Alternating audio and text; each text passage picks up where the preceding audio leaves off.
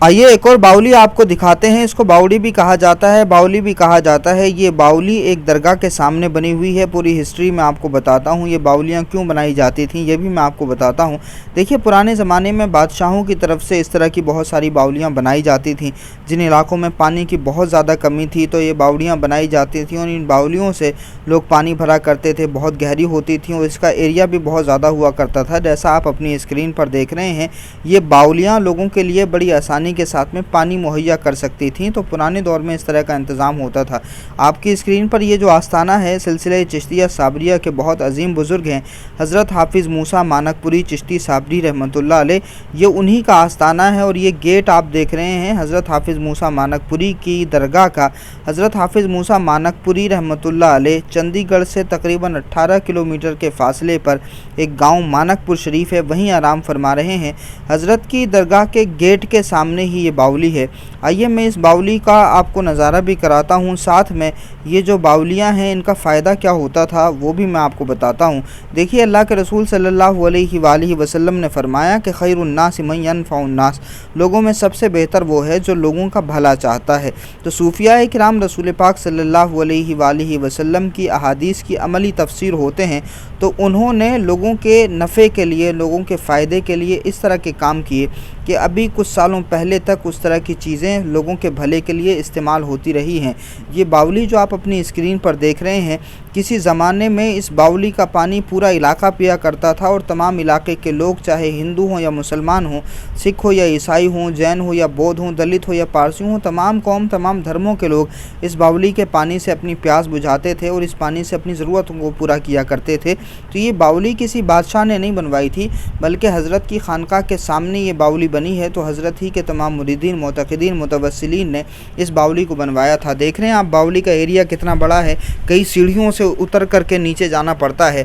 Local لوگوں نے بتایا کہ چند سالوں پہلے یہاں پہ حادثہ ہو گیا تھا، 2 لوگ اس باولی میں ڈوب کر کے مر گئے تھے۔ جس طرح سے تالابوں میں لوگ نہاتے ہیں گاؤں کے، تو اسی طرح سے اس میں لوگ نہانے کے لیے اترے اور ان کے ساتھ میں حادثہ ہو گیا اور 2 لوگ اس میں ڈوب کر کے مر گئے۔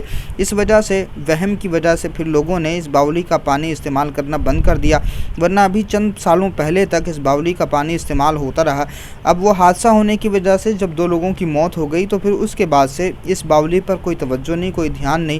اس وجہ سے اب اس کی حالت ایسی ہو گئی ہے کہ اب اس کا پانی جو ہے وہ سڑ گیا ہے۔ لیکن پرانے دور میں ان باولیوں کی بہت اہمیت ہوتی تھی، کھیتوں میں پانی دینے کے لیے، گھر میں پانی کے استعمال کے لیے، نہانے دھونے کے لیے، اس طرح کی باولیاں بہت زیادہ اہم ہوا کرتی تھیں۔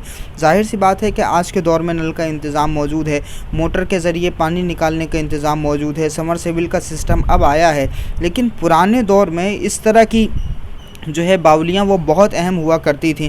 کئی علاقوں میں جب قحط پڑتے تھے تو پانی کی کمی کی وجہ سے جانور بھی مر جاتے تھے، انسانوں پر بھی آفت آ جاتی تھی، لیکن صوفیاء کرام نے انسانیت کی حفاظت کے لیے اپنی اپنی خانقاہوں کے آس پاس میں اس طرح کی باولیاں بنائی ہیں، چونکہ صوفیاء کرام اللہ کے بندوں کا خیال رکھتے ہیں، اور وہ اس لیے نہیں خیال رکھتے کہ ان کو بڑا مقام و مرتبہ دیا جائے گا یا ان کو جو ہے بادشاہ بنائے رکھا جائے گا، ان کو بڑا عزت و مرتبہ ملے گا، بلکہ وہ تو اس نیت سے کرتے ہیں کہ اللہ کے بندوں کو راحت پہنچے، اللہ کے بندوں کی ضرورتیں پوری ہوں، اللہ کی مخلوق کی جو ہے آسانی ہو۔